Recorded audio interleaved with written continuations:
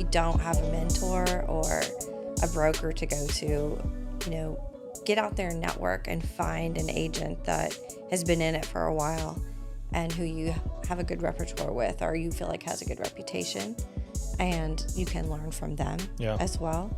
But also ask the title company questions. We're used to them. We expect them. And there are no bad questions. If they don't understand something, they're completely free to ask.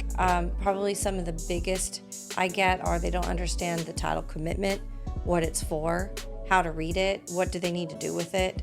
And there are requirements laid out in it where we're saying these are the things that need to get taken care of so that we can transfer the property and give the buyer a clean title. So really what they need to know is how to read that, what do they need to look for, and then what do you do with it once you've read it.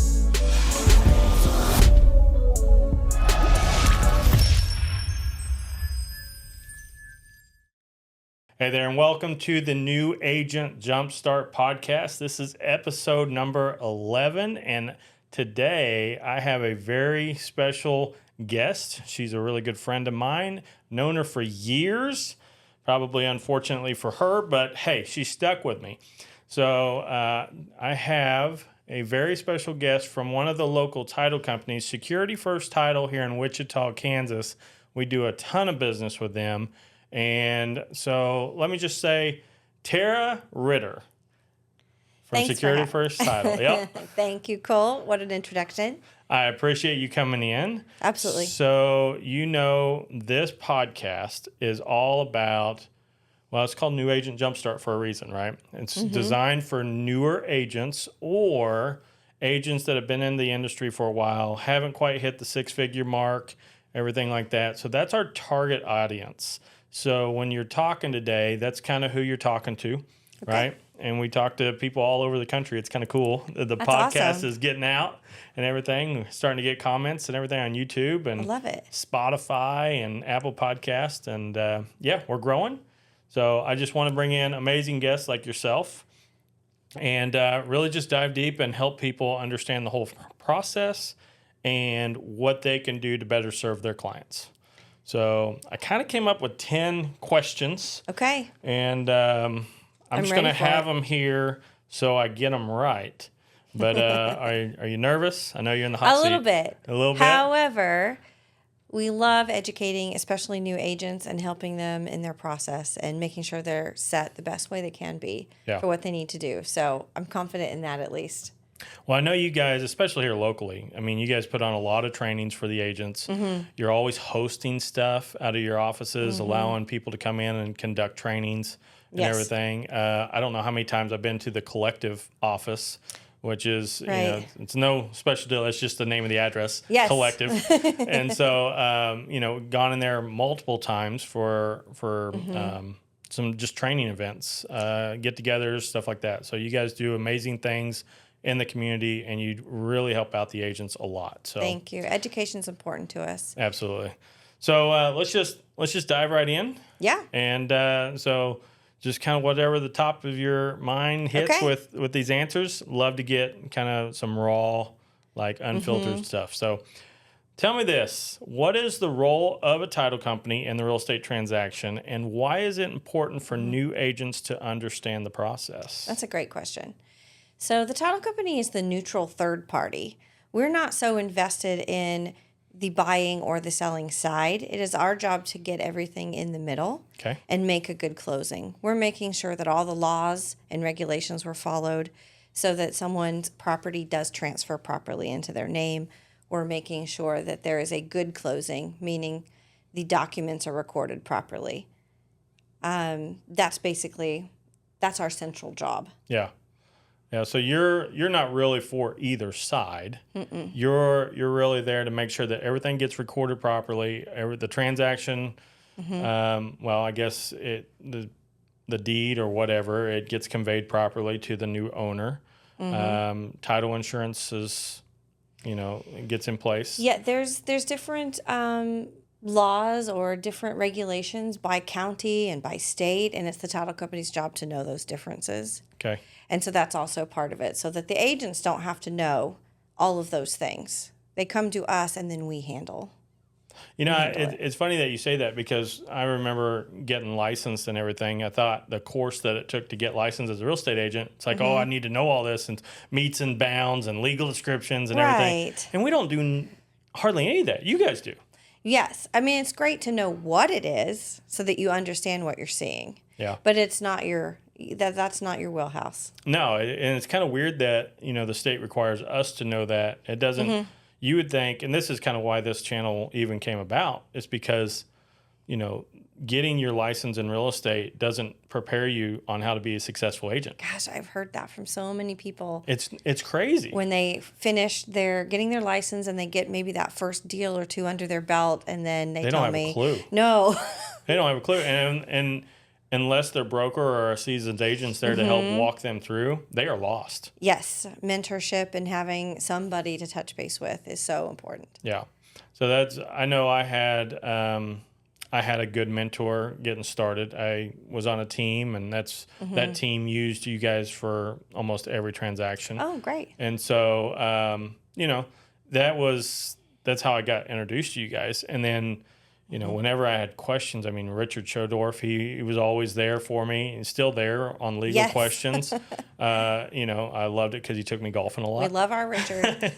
So I don't know if he's still golfing. I wish he was, because I kind of miss those days. But no, I mean, you guys just have so much support. And the thing I love about the way you guys are doing it, and I don't know about other title companies around the country, but I mean, I call you guys the 900-pound giant in Wichita because you guys have, for one, so many offices that it's almost impossible not to throw a rock and hit a security first title company. But, there's also so many departments and people that are overseeing the same transaction. So rarely do we have any issues come up. And so that's always been nice that if I have something, then I can call somebody. And if at the very end of the day, if something really goes wrong, I get somebody like you that, I mean, your job is to be the liaison. Exactly. We started in 1944. And so we have so many years of experience and time to streamline how that needs to look. And so as we've grown, so has culture, so has real estate, so has technology, and we've had to roll with all of that.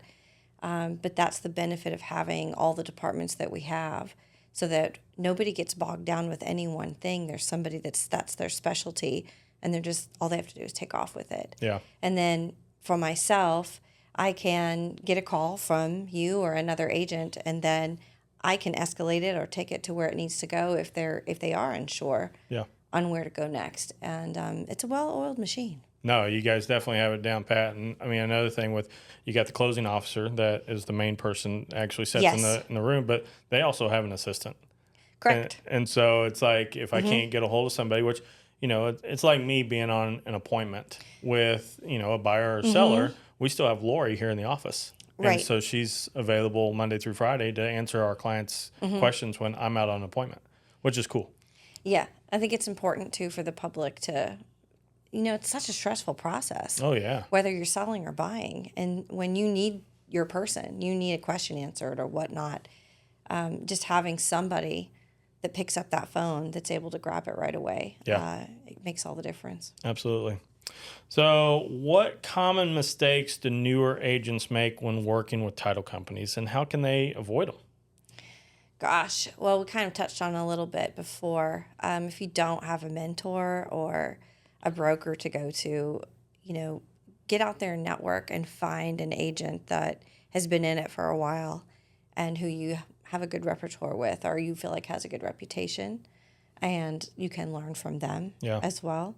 But also ask the title company questions. We're used to them. We expect them. And there are no bad questions. If they don't understand something, they're completely free to ask. Probably some of the biggest I get are they don't understand the title commitment, what it's for, how to read it, what do they need to do with it. That is after we've done the title search from receiving the contract, and we are committing to issue a title policy. That's kind of where the word comes from, commitment. And there are requirements laid out in it where we're saying these are the things that need to get taken care of so that we can transfer the property and give the buyer a clean title. So really what they need to know is how to read that. What do they need to look for? And then what do you do with it once you've read it? Yeah, I just remember some of the past deals that I've had. I mean, there's bankruptcies, there's child support, there's tax liens. Yes. I mean, there's so much that They could. surprise people. Yeah. There are times where people will say, I just had a new agent last week who didn't realize that alimony and child support can be held against as a lien. Yeah. And that we have to pay those off at closing. Yeah. There's so many tiny things that it really takes so much time in doing transactions to where you're going to remember them or learn them, that it's really okay just to ask questions in the beginning. You can't know it all. And I know the title commitment, I mean, you look at it and it's multiple pages long. Yes. For us, I mean, there's only, I think it's the Schedule B or whatever. Yes. That's really all I have to focus on. The rest of it is all legal jargon that that's not my realm, right? Right. So as long as I understand that, but yeah, you're right. There's a lot of different things that are over the past years that I've came across, and I just call up somebody like Cindy Joe or somebody that I like to close with and say, hey, I got this that came down the pipeline on the title commitment. How do I need to handle it? Yes. And it's just, they just walk you through it. So sometimes it's, hey, they need to get an attorney to help clear this up. Unfortunately. Yeah. That does happen.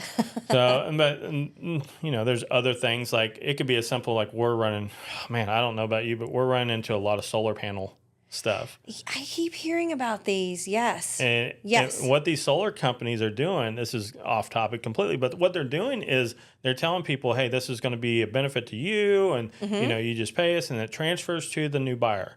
Well, what they don't tell you is they are placing liens against your property for the entire amount of those solar panels. So you can't sell your property unless you pay them off. And so, which really digs into people's what they're going to get back from their home. To me, it's fraud.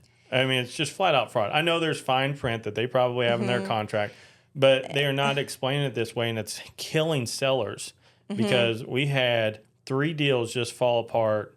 Well, 1, we didn't take the listing, and 2, one of them fell apart, had a contingency because they couldn't sell their home now because they had these solar panels that were on there. That come up. Yeah, it's interesting you even brought that up. I just had a alarm system set up in my home, and they also sell solar panels. And the salesman that came to me, I wasn't interested in the solar panels anyway, but he said that to me. Oh, it will pass to the new owner.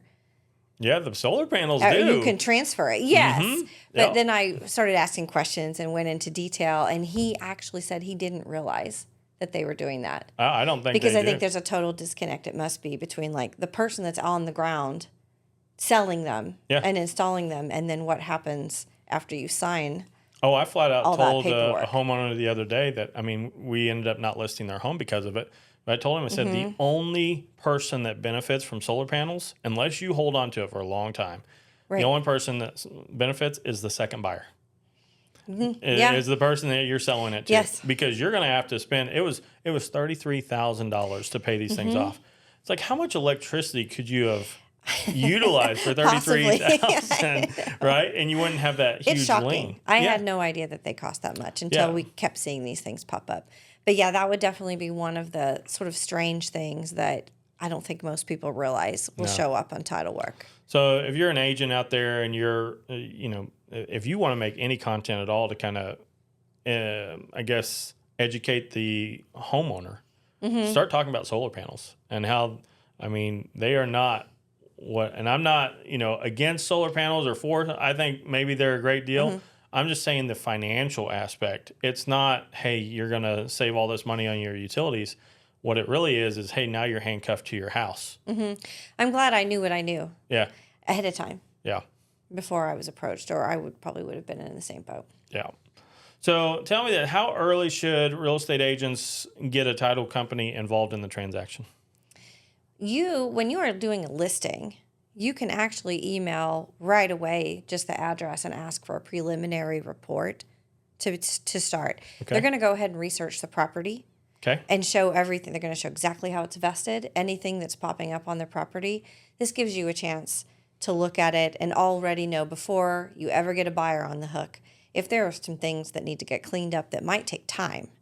because there's nothing worse than you have a buyer and you want to close in 30 days only to find out that, well, the uncle did not give the property to the niece in the way that they thought. He doesn't have a will. Now we have to go to probate. It costs a lot of money to hire an attorney to do all of that. And now we're talking 4 to 6 months before we get the title just into the niece's name so that she can sell it. And that's an extreme example. But things that are good to know up front, though. so for listing, you can just order that right away as soon as you've had your listing appointment if you want to. Okay. If you're talking about a contract, you have a fully executed contract. As soon as it's fully executed, turn it in to the title company. And what does that do with you guys? So that's going to trigger us to start our research process. We will pull the taxes, verify the legal description, that the owner's names on the taxes are what's on the contract. If those things aren't matching up, then you're probably going to get some phone calls from us because we'll need to figure out what's going on. Yeah. It's going to pop over to the title department. We have researchers who will check the federal court, district courts, county records.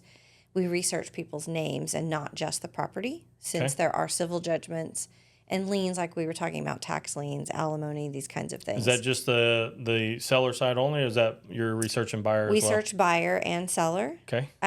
If a buyer is purchasing a homestead, sometimes there are certain liens we won't have to show. Okay. But it's just all circumstantial. Okay. So the title department will research all that, and a title examiner will put everything they find up against the state statutes. And then they will decide what do we need to require, what's going to show on the commitment, what can we let go of, and get rid of and not have to show. Yeah. So we type all that out. Then it's sent to a final exam just to make sure everything's great, and then we send it on to the lender if there is one involved, and then to both agents so that they can look it over. Okay. So then that's how you guys are issuing title insurance, right? Based off that title commitment? Yes. We're saying we're committing to issue a policy provided that these things are taken care of. And there's an exception page on a commitment that's showing things that stay with the property. There might be a roadway that crosses it, or easements for utilities, things like that. Okay. That are just going to stay on the property. And it's more of a, here, so you're aware of these things stay with the property. They're going to be on here. You So can't when their dismiss neighbor them. drives across the driveway that they're sharing, they don't. Then they already knew. Oh, Yeah. there was a shared easement for the. Yeah. I see that a lot, especially out in the county. So there's a lot of that kind of stuff. Right.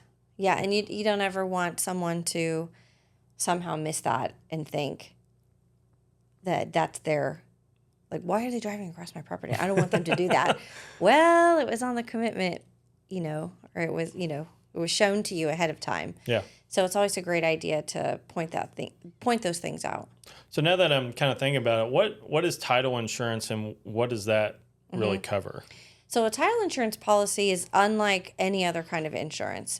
For one thing, you only pay for it once. You don't pay a monthly or every 3-month premium like you would with car insurance or medical insurance, things like that. Title insurance also protects you from anything that could have happened in the past on the property that would prevent a clear ownership in the future. Okay. Whereas all the other insurances I mentioned, they protect you from things that might happen in the future. Yeah. It's different than homeowners insurance. We don't protect from flood and fire and theft and that kind of thing. It's strictly about the title to your property. Yeah. So that's our job.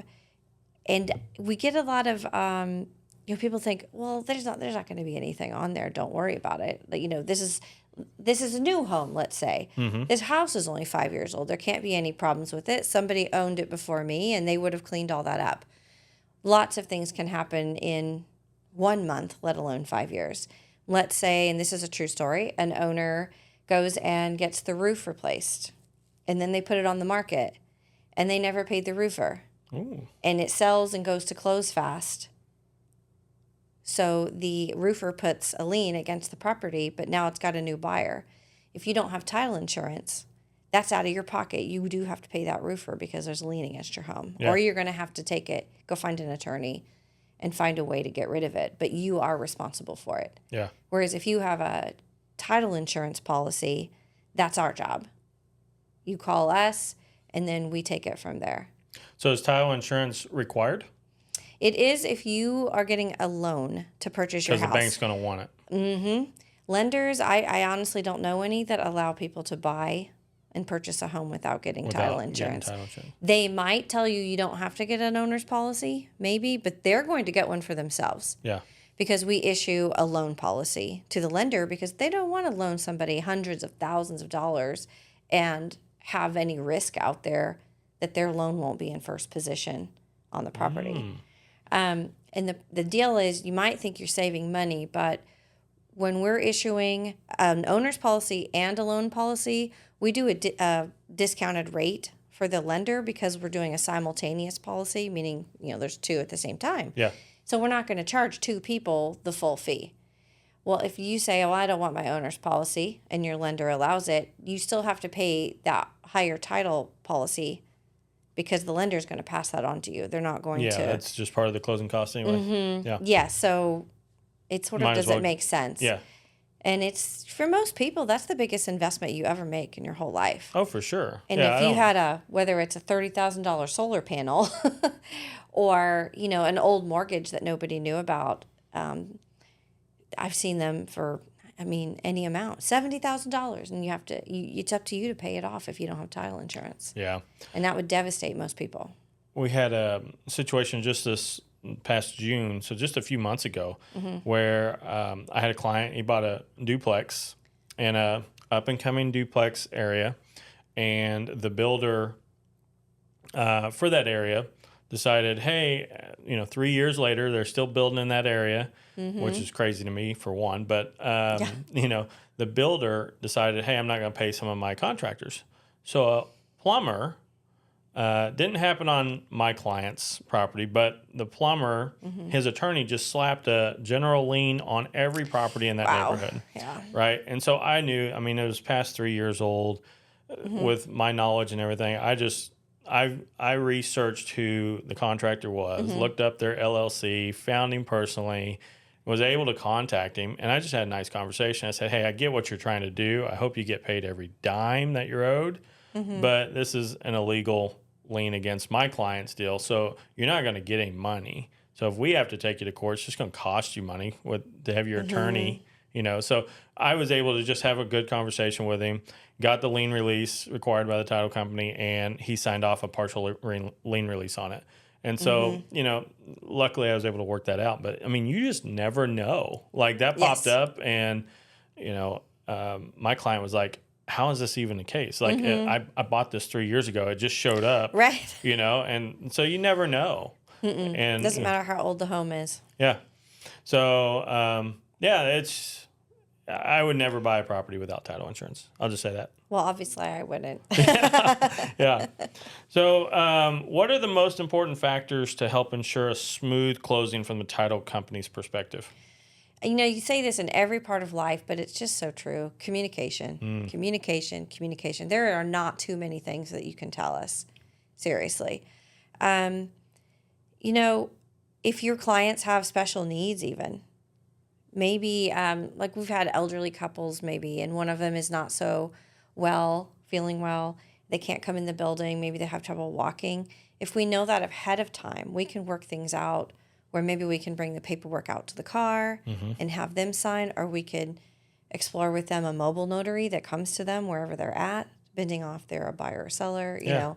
There's always options. So always communicate that, because you never know.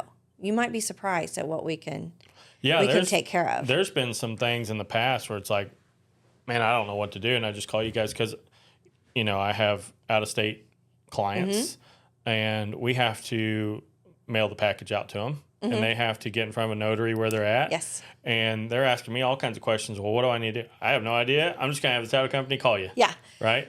And that's what we do. We facilitate closings for military who are all over the world. Yeah. So, getting grandma to sign in Florida, we got it. Yeah.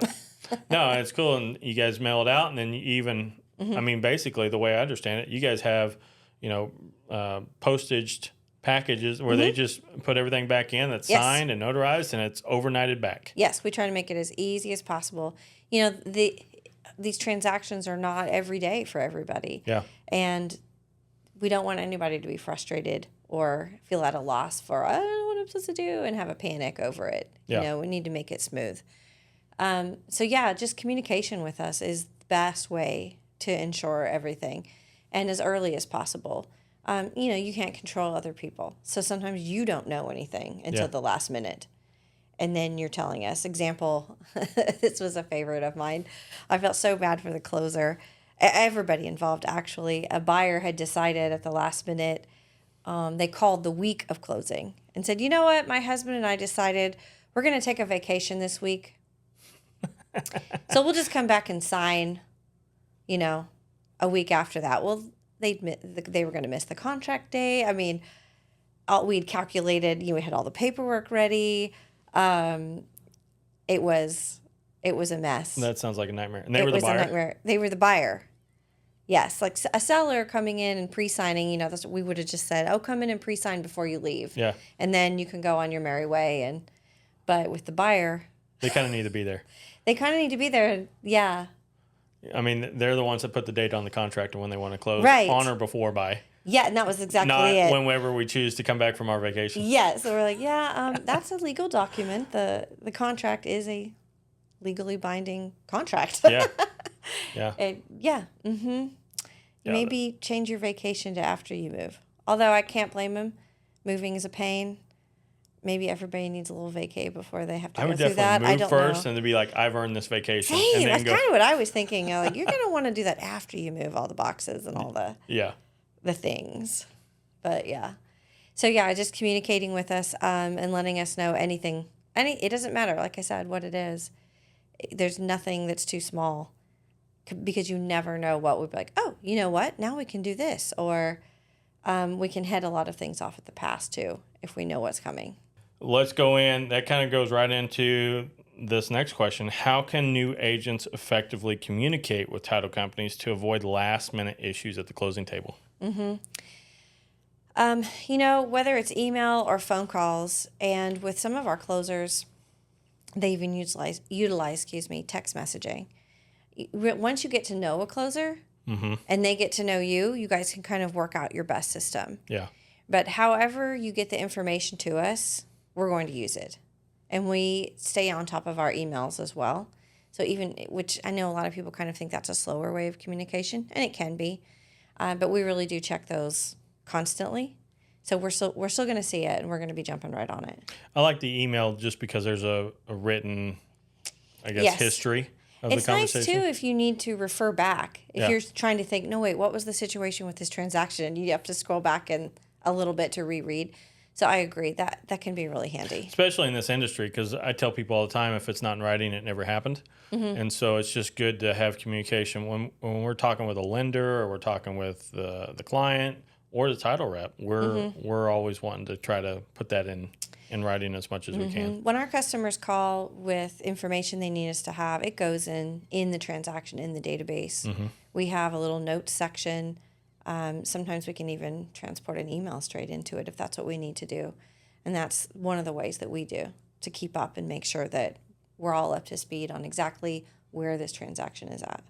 What red flags should agents be aware of when reviewing that title report that we talked about, and how should they address them with their clients? Yeah, that's a really good one. On the very first page of the title commitment where it says the title is vested in, it should say the seller's name. And a fairly common thing is that it doesn't match up with whoever just signed the contract as the seller. Generally because the seller doesn't realize that they're not owning it free and clear. There's probably some interest outside. So if it has another name there, either by itself or an additional name to theirs, that's a red flag of, okay, there's a title issue that needs cleared. What's going on? And the first thing to do is to call the title officer. Okay. Unless you have a closer that you're working with, and then you can call them. Either one. They'll be able to explain exactly what it means and then go through the options and put it in layman's terms as well. I think that's always really important. Yeah, to remember that's some of the things. That title commitment's kind of a legal document and everything, and it's showing legal, most of the time, legal issues at the courthouse and everything. Yeah, so we can say what this is saying is, and what they want you to do is this. Yeah. And then it's just a matter of, knowing your customers and how to talk to them about it. Some people are aware and maybe they just didn't know, they didn't realize that it would show up that way. Mm-hmm. And then some people aren't aware, and that's really hard for them to hear that there's a hiccup. But we always like to tell the agent to make sure that everybody knows it is a rare thing when we can't get something to close. We will do what it takes. Yeah. Like, it's going to close. Like, we don't want anybody to panic. Just take a moment. There's some extra steps. Yes, we're just going to do these steps one at a time, and it's going to be done properly. But it's going to get done. Yeah. Yeah. So, kind of talking about that process. So, I know earlier in my career, I would not schedule closing until I typically got the email from you guys that says, "Hey, we see this is scheduled to close here pretty soon. Would you like to schedule the closing?" And I'm like, "Oh yeah, let's do that." Yes. Now we're on it a lot earlier. When, from your point of view, when should an agent be reaching out to schedule that closing? If you know who your lender is and they're on board, sometimes we get a contract and the lending is still TBD. But if you've got your lender on board and they feel confident, you can talk with them and say, "What are you guys thinking? I don't know, I'm going to make this up. Would you think we'd be able to close by the 30th?" They can kind of give you a ballpark idea. And if you're all kind of in on that and it's good, there is nothing wrong with calling us and just putting it on the books. Yep. It's very easy to move it if that doesn't work out and we need to. But you've got your space saved. And we also have sort of a date that we know we have to push and get to by. Yeah. So that we're not dropping the ball or making sure that something's falling behind. We want to make sure it's moving forward.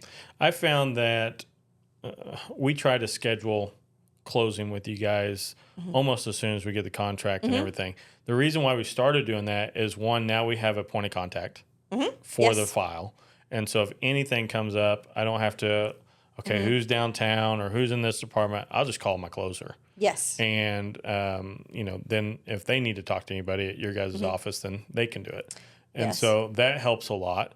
And I find it actually, if I get the notice of closing and I send it over to the lender, it kind of gets them on the ball a little bit more. Yes. And everything. They're like us. Now they're like, "Oh, I've got a number date. We've got to make sure we have some things." And, and there's all kinds of, like if we have a difficult payoff to find, sometimes there might be a mortgage on the property that's a lender that there's some squirrely names out there that nobody's heard of, and it might take us a minute. And they only seem to fax because they're still stuck in 2000. Yes, and then there are times where they'll tell us, "Well, we'll get you your payoff in about 10 days. Yeah.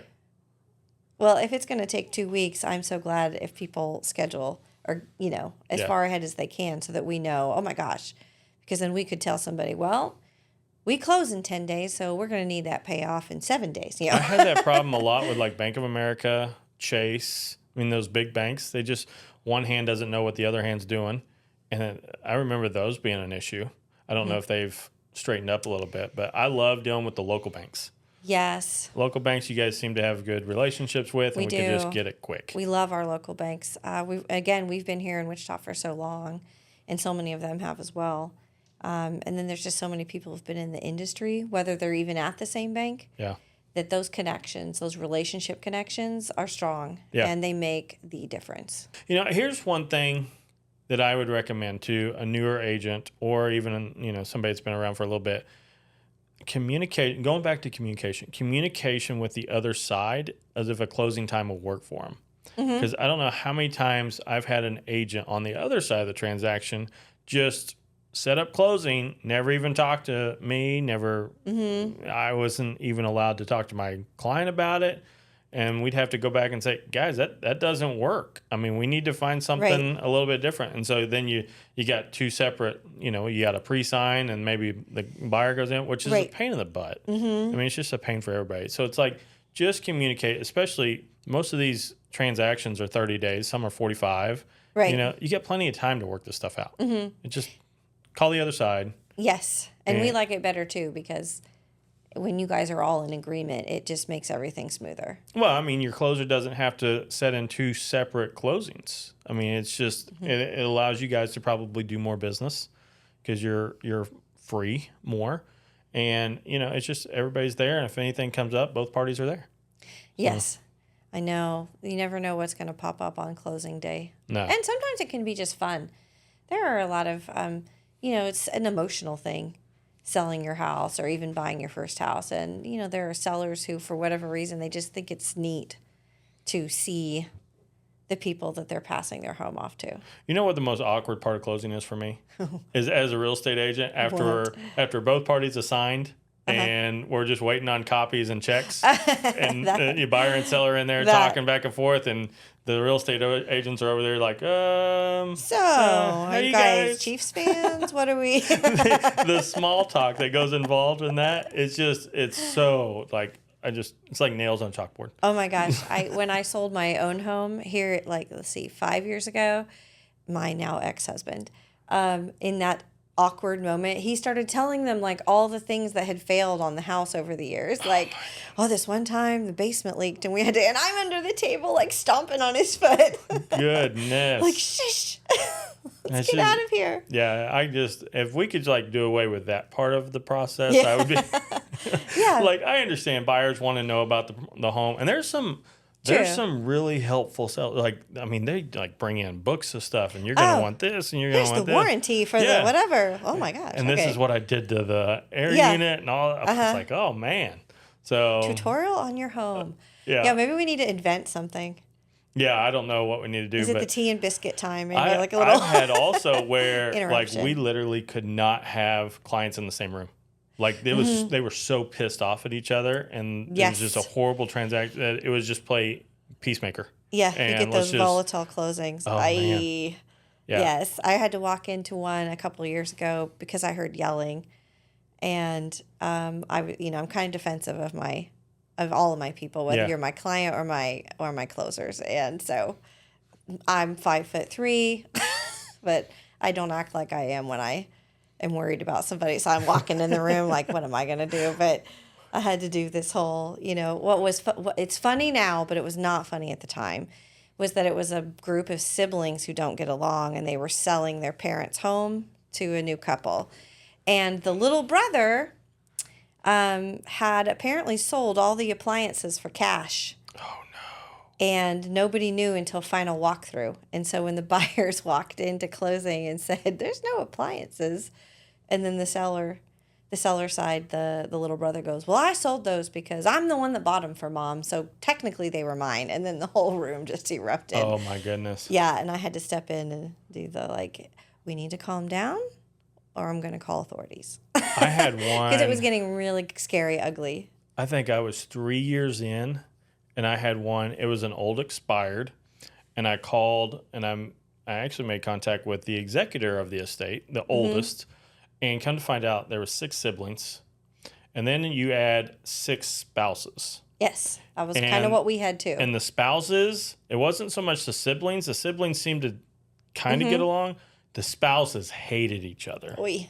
And it was only $130,000 house. So you divide that 6 ways after it's just crumbs, right? It's what are you guys fighting over? Right. But it's everybody was in it to the death.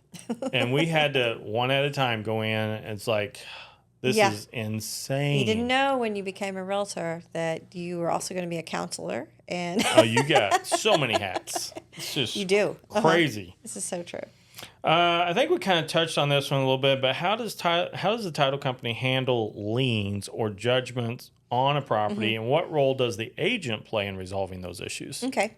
So after the file leaves the title department, if it's not scheduled to close somewhere, it goes to, at Security First Title, it goes to Transaction Services. That's a department that we have that picks up a file and keeps it going. They go ahead and start clearing the clouds, we call it, which is what you just said. It's looking at what are the liens, and they're going to start making the phone calls to get a payoff for a state tax lien or civil judgment or a mortgage of some type, or maybe a line of credit, anything like that. We might reach out to the agent if we need more information on the person in order to obtain the payoff. There might be an instance where we need their social security number in order to order the payoff, or at least the last 4 digits of it. Some people, if they're more comfortable with ordering the payoff themselves so that we don't have that, that's fine. So it would be more of that communication, would just be us reaching out to the agent and saying, hey, we need some help with more information or getting something taken care of. I think it's in Kansas now to order a death certificate, which sometimes we have to do that on the selling side when there's joint owners and one of the spouses has passed away. We file the death certificate of record with the new deed so that shows that interest was taken care of. Okay. And now a family member you have to sign something to order a death certificate, and you have to like state that you're a relative. So it does not, we would reach out to the agent and say, hey, we need a family member to get this, unless they already have an original copy. Now, are you able to contact the seller or the buyer directly and do that? Yeah, because we can. Aren't they technically your clients too? Yes, we can, but we try to be really sensitive because some agents, they want to be the go-between. Okay.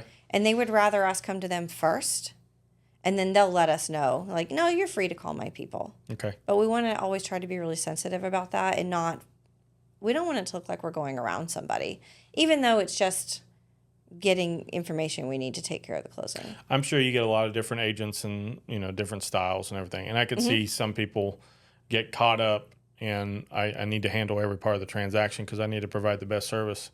What I'm trying to get across to people on this channel is leverage your time. Right. And your time is better spent not on those detail things, especially with a title partner can handle it. Your time is better spent going and finding a new business. So let your partners help you with that kind of stuff. If there are things that you're okay with us doing, we are happy to move forward because we want to finish the file. We want to get it worked up and ready to roll. Yeah. And so we don't want to have to wait either. Are there any tools or resources that title companies offer to help agents manage their transactions more effectively? We have one called the Security First Agent One app. I know it's a really long title. It will help you make cost estimate sheets, seller or buyer side. There's multiple, you can put them in multiple offers so that you can compare them all together. Okay. You say, well, what if we offered this? And then, and you can put in your lending information and the approximate closing date, and it will calculate it within $100 of what usually ends up being a couple $100. I got a bone to pick with you over that. Go ahead. Yeah, because I've been doing this for 11 years, something like that. I've been partnered with you guys for 11 years. And Lori, our assistant, she just showed me the app for the first time last month. I didn't know you guys had a way to put buyer cost estimates together and everything like that. And I'm like, are you kidding me? It saves a ton of time. And you can put the property address in, and if it's in Sedgwick County, because our tax office is the bomb, the taxes will automatically pull and calculate in there and with the date, the closing date that you put on there. Yeah, and on the listing side, a lot of times it will pull what it believes is left to pay off on the home and put it in there and calculate it. I didn't know that. I tested it on my own home, and it was right. I went and logged into my lender, and I was like, holy cow. How'd they know my payoff? That's insane. It is. I'm gonna have to do that. I did not know that about the payoff thing. Yeah. And so that would probably help me on people because there's sometimes I'll have conversations on like an expired or canceled. And I'm like, hey, you still owe anything on the home by chance? And they're like, well, yeah, that's none of your business. And I used to get all offended by it and be like, well, if you don't trust me to, help you with this, then I don't trust to do. And I used to, my hot head, but now I'm just like, okay, whatever, The funny thing is, anything like that on the property is going to show up on the commitment, and you're going to see it. I know. and settlement statement. That's what, then I kind of went that route for a while, and then I'm like, I don't care. Whatever. If I need to earn your trust apparently first, and I'm okay doing that. Yeah. And so come from contribution, earn their trust, and then they open up like crazy. But now that I know about this, I'm going to use it. We sent it out initially as an email blast. And That's the problem. I don't. Well, but also I didn't realize till much later that I had several people report back to me that those were just going straight to their spam and their junk, depending on the settings on their email. So I think there were a lot of people that just never even saw it. Yeah, if it doesn't have like the property address or the file number, I'm just Oh, usually yeah. Well, it's another newsletter to when you're me. So in the weeds, like you're doing your business. yeah, Yeah, you're paying I attention don't to have time that. for that stuff. Yeah. Right. Well, it also has a lot of other calculators on it that people have been using. One of the ones I've been told that they like the most is why should I wait, or rent versus buy, I think. It's got this little toggle thing on the bottom so you can put in what they're paying in rent and the price of the house they think they can afford or that they want to afford. And then you move this little toggle over months and years, and the chart goes like this. Exponentially, And yeah. and it jumps so fast, and there's something about that visual look of look how much you've paid to whoever owns that property versus how much equity you would have just built. Even it didn't matter what the interest rates were. Like that doesn't you know what I mean? Yeah. Like waiting, you're still putting a lot of money into the pocket of a rental property owner. I'm gonna have to definitely look into that app and everything. Do all title companies have stuff like that, or is that something that you guys I think there are others who have them. Okay. Yes. And did you guys create that, or is that like a third party service that you guys? It's a third party service. Okay, so you're just Yes. you're paying for that service and then offering it to the agents. And we don't make any money off of it. There is a Okay. premium version that's $10 a month. Also doesn't go to us. That would be a RESPA violation. Yep. By the way. But the premium version has some really neat filters if you want to make videos or take pictures of your listings. Sometimes they're holiday centered or seasonal, and they can be kind of goofy, but they're pretty fun. There are a lot of really cool NAR statistics and homeowner information that you can also post up there on the premium on your social media accounts. Yeah. As you probably know, because you guys are really savvy this way, it can be overwhelming trying to create enough content to keep your stuff fresh. Oh yeah. So to have another tool where you get pinched for time and you're like, oh man, this week I don't know if I have time to sit down and make some new things. You can go on there and look things up and you hit the share button and then you choose. Do you want to put it on Facebook, Instagram, everything? And it might be something like spring cleaning tips, or it might be, hey, it's October, go get your sprinkler system blown out, or anything like that. It can be something a little more information. Maybe it's about current trends with interest rates or types of loans that are coming out. It can be a lot of different things. So it's just kind of a nice tool. How did the agents find that? I know not all agents listening to this podcast are here in Wichita, but the agents that are locally, how could they find that? Did they just go to the Security First Title website? Well, you can go to in your the App Store. Okay. No matter what kind of phone you have, you search Security First Agent 1, but you make that all one word. Security First Agent 1. Okay. And then that's the and app. you'll see our insignia pop up, and then that's it. You just download it. So really any agent can use that. Yes. Oh, that's pretty cool. Yes. That's awesome. So if you're out there and you're not in Wichita and you want to use that, check feel it out. free. Cool. So we'll finish up with this question. I think this is probably one of the most important. What advice would you give to new agents for building strong, long-term relationships with their title partners? Oh gosh, that relationship is the most important thing that we do. If you're here in our area and you need help, reach out to any of our team members or one of the sales reps like myself, and we'll make a connection for you. If you say, hey, I predominantly close on the east side of town, or maybe you say, I want to really get to know somebody on the east side and somebody on the west side, so that you kind of have a number of places to go, and we'll facilitate that. We don't care if it's go grab coffee together, do anything to get to know them. And they're always happy to meet with agents anyway. I mean, you can even, if you had a really great closing with somebody, don't be afraid to say, hey, let's go grab lunch sometime. Yeah. Get to know them better. They love it too. I mean, the more they get to know you and understand how you work your business, they're able to tweak what we do to match that. Yep. So that everything moves forward smoothly. And I know you guys know that because you work with Cindy Jo all the time, and she knows both of you really well, and therefore can take care of you probably better than a lot of that's the people. one bad thing when we left Keller Williams and started our own. I mean, she was at the Keller Williams office, right? Yes. And so, she was literally 25 feet down the hallway from me and everything. I have to drive to her. Yeah, now I have to drive to her, and she'll swing by sometimes, so that's pretty cool.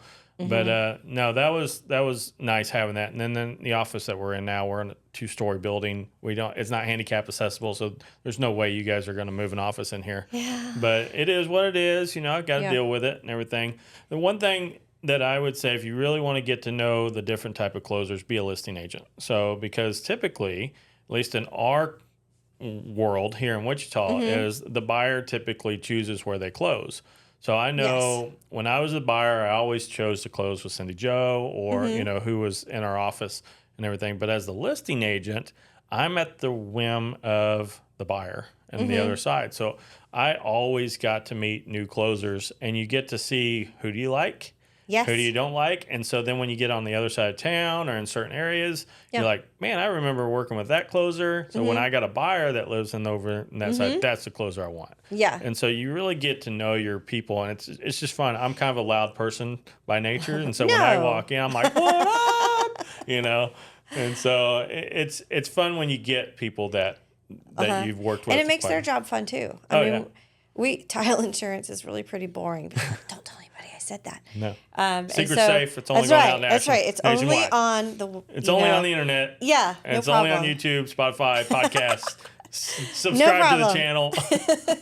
Give us a like. Thumbs up. So we have to do something to make it fun. And so making friends and, getting to know people so that you can kind of josh around and, it just makes it more satisfying. That's when you guys do like agent parties and stuff, it's always cool having the closers in and just giving each other a hard time and everything. Yes. Now, I know like you and Tammy, you guys we're going out to lunch on Friday and everything like that. So it's those kind of things where, we go out to lunch together. We're not really asking much about title anymore.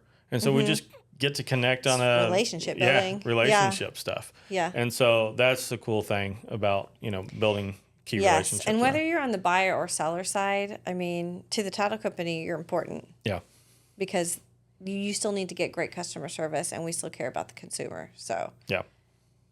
Well, Tara, I really appreciate you coming in. So this has been for having a me. It was blast. awesome. It goes by so fast, doesn't it? I know. When you're in great company, it goes by so fast. You mean I have to go back to work now? Yeah, you got to go back to work now. Okay. I only got you for an hour, maybe a little less. So, if you enjoyed this episode, please, like we said, and we were joking around, but seriously, help us out. Hit that subscribe button, hit the like button.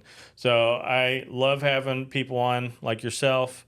We're going to be interviewing some other agents across the country here pretty soon, talking about how they are not only doing business and finding listings, but they are actually doing wraparound mortgages and everything like that. So that's kind of a cool deal. I want to know about that. I want to know about that too, because I used to do it before the housing crash of 08, and then lenders started getting a little savvy. So I want to know how they're still doing that. So we're going to be talking about that in the near future. So Tara, thanks so much for coming in. You're welcome. So you got any last words, or are you good? Peace out, Girl Scout. Peace out, Girl Scout. All right, guys, until next week, we'll see you.